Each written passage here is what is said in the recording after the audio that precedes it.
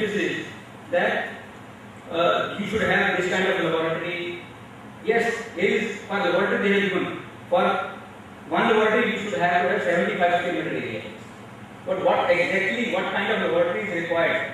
Actually not. And lot of people are taking undue advantage of this, I would say, the bad system.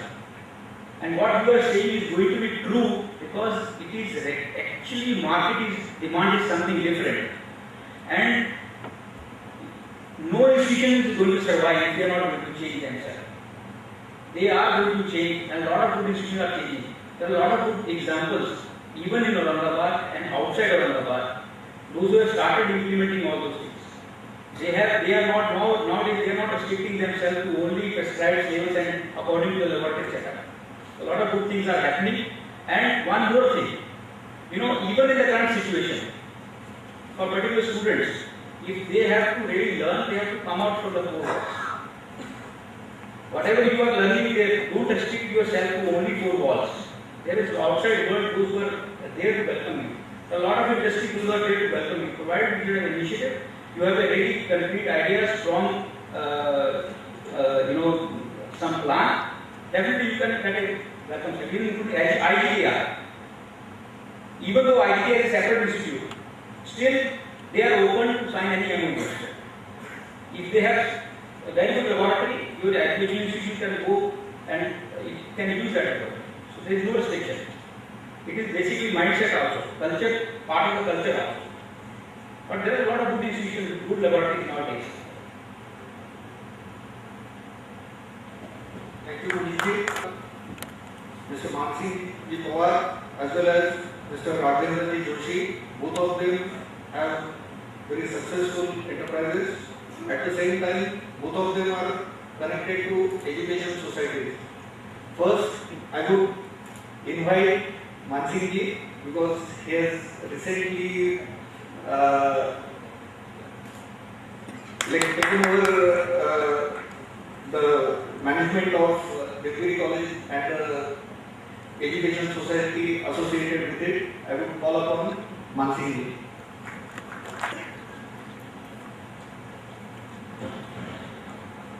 Respected dignitaries in the dais, and dear friends. Well, it's been a great story of great inspiration today to hear Manish presenting his success story about MIT. Although he said that this is not a rare share, but two rare things have happened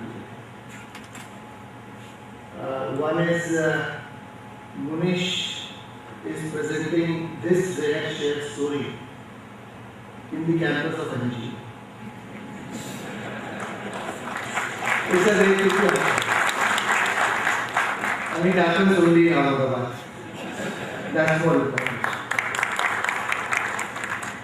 And another rare thing which has happened is, though Manish said it's not a rare share, with the kind of background he described later, and he started his story by mentioning his young wife Vijay. That is a rare thing amongst the Indian citizens. So that is also a rare thing. And yes, of course, it's a rare share because it's a story of turnaround of MIT. I remember in 1980s when this policy of private education, private engineering colleges was started by the late Padma Shri Vasantdada Patil in Maharashtra. Two institutes, one was NGM and another was MIT, they had started. They started from scratch, they started from small places, they didn't have the infrastructure which they have today. But then, right from the beginning, NGM was a success story. MIT was not as much a success story as NGM. But when we look today, both are at par, and the reason is because of the changes, both infrastructurally, qualitatively, and in faculty, that MIT has been able to make a turnaround due to Manish Sharma getting involved into the affairs of MIT. So in fact, Munish was humble in saying, in sharing all his success story, he did not share his past. He started with after his graduation. But then Munish, I have known Munish since last 4 or 5 years. We met on a very different place. A few of our friends had organized a rally to Shirdi. Myself, Mukut Bogle, Dr. Ullas Dowli, and Munish, we were walking together. That was the first time I had met him. And he has been a good friend, a good citizen of the town. And although he said that his involvement with CMI has been in the last 3-4 years, but then today he is very much poised to become the next president of CMI. And I wish you all the luck for that. In fact, each and every one of us has a success story in ourselves. And Aurangabad Management Association has started this initiative of sharing this success story within ourselves. Because this is one way of knowing each other very well. And it's a wonderful initiative. Recently, when I was the president of Maharashtra Chamber of Farmers, Industry and Agriculture 2 years back, I have taken a similar initiative of inviting people from Aurangabad, Marathwada in Mumbai and sharing their success stories. So I think, during the 12 governing council meetings which we had 12 success stories being shown in Mumbai, the capital of Maharashtra, and the success stories were shared by email and other means of communication to the business community of Maharashtra. I think it's a wonderful initiative by Aurangabad Management Association, and it's great participating in this initiative. Thank you for calling me here as a guest. Thank you very much. And now I call upon Raghavendra Joshi. Honorable dignitaries on the right. Friends, few months ago, I got a call. The caller was asking me, "Sir, there is an engineering college in Aurangabad available for sale. Are you interested?" I was shocked. I thought I have heard that this unit is available for sale, some plot is available for sale, but now we are getting calls that this engineering college is also available for sale. During some of my discussions, I asked Munish, is it true that the engineering colleges are now available on sale? He said, yes. The situation is very bad. Today, when I heard Munish, I realized the reason. People came into the education industry with an intention to make quick money. They didn't have any vision. They didn't have any quality. Because of some successful stories, everybody started thinking that there is good amount of money in education. Unfortunately, it is not true. In India, still we believe that education is not a business. Education is a noble profession. That's what we call. Munish is bold enough to tell we need to accept the fact that education is business. Because if we need to protect our investment, or if we want to develop, we need to pay the interest to the banks. Today the situation is so bad that the bankers are not even allowing the promoters of any engineering colleges and not allowing for any kind of loans. Why this has happened? Because they don't have that kind of vision. Munish was really honest in his speech, down to earth. I was wondering if few of the directors of those engineering colleges would have been in the audience, that would have been greatly benefiting for them. And I'm really, I really feel that Bijli, you are really lucky to have such a wonderful husband. Thank you.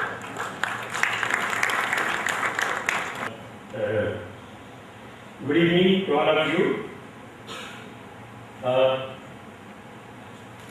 Particularly, I'm delighted that today I have stalwarts like Saleh Saab, Kawale Saab, my friend and well-wisher Shri Pratap Rao Durai, and all of other faces which I am seeing here, who have spared time to come here. I'm really thankful to all of you for gracing this evening and making the talk of Manish Sharma. He said he was nervous. Rightly so, when such great personalities are before you, you feel nervous. But the wonderful talk that he gave, the insight that he came out with, he went from engineering to depth of the education. Probably from his presentation, you can all see that how detailed work he has done and how he has applied the principles of a corporate world into the education system, analyzing everything and putting very distinctly that how the customer is changing. Education institute goes to a student, the customer, then customer becomes your supplier, and then he becomes your partner, and then he becomes your marketing tool ultimately. So what kind of conversion is taking place is so wonderfully explained by Manish. Really, it was a gripping presentation done by him.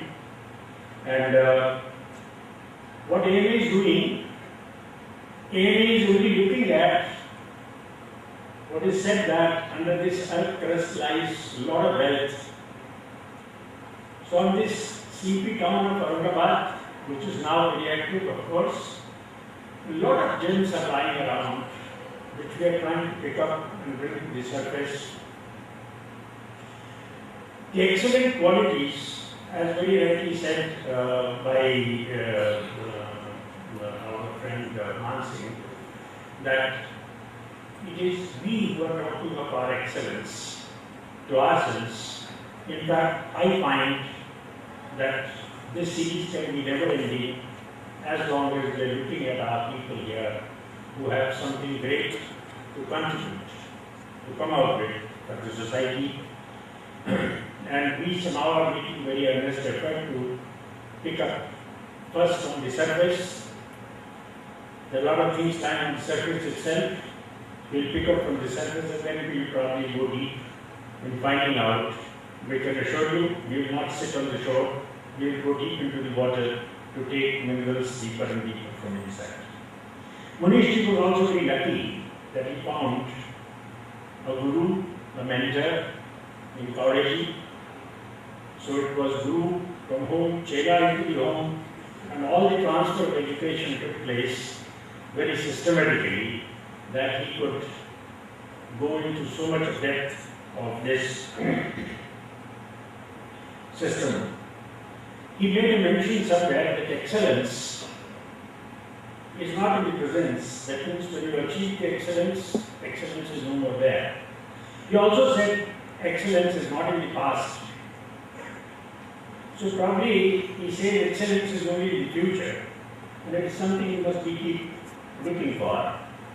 So all of us will keep looking towards that excellence in the past and in the future, and not worry about what we did in the past, which symbolizes that your past achievements are gone into the past, look for future achievements, and that's the way the life is going to progress. So I'm really glad that he gave a very excellent presentation. Very important thing which he said, that he boarded the running train. And he said it's very difficult sometimes, fatal accidents can take place. It was a wonderful statement made by him. And then getting respect from the people with whom you are coming midstream. We all have faced such situations, but then he vividly described it.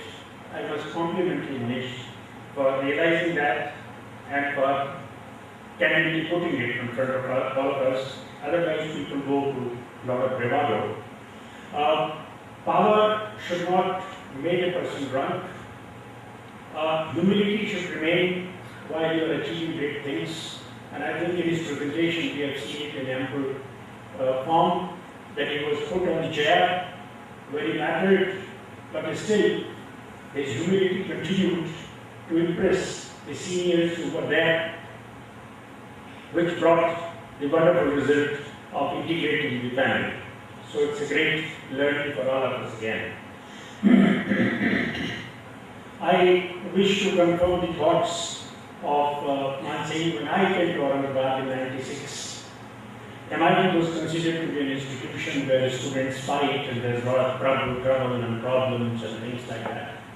First time I visited the institute when Savage was there in one of the meetings where I went there. And it was not something which was very pleasurably talked about in MIT. But today, it has achieved its own place, and I'm sure that Aurangabad will be proud of having few institutions which will be giving Aurangabad the status which it deserves very much. And the taboo that it has, that Aurangabad does not produce good academic results from the students. The students from NGM have achieved great heights, and so will the students from MIT achieve, and therefore both these institutions are going to give great name to Aurangabad, and in part they are already doing that. So, gentlemen, I must close my talk. It's a long evening that we had. I really thank my guests who agreed to be present here, and they themselves are rare, and we are going to, these are the statistics which we are going to do. Manish delivered a very good talk, so I am very grateful to him, and I am very grateful to my colleagues in core committee of ANA who do a wonderful job every time, and this time Ashish Garve took the responsibility as Natasha was not there, and I think you deserve all the compliments in organizing things so well. I am very grateful to NGM for having provided this Rukmini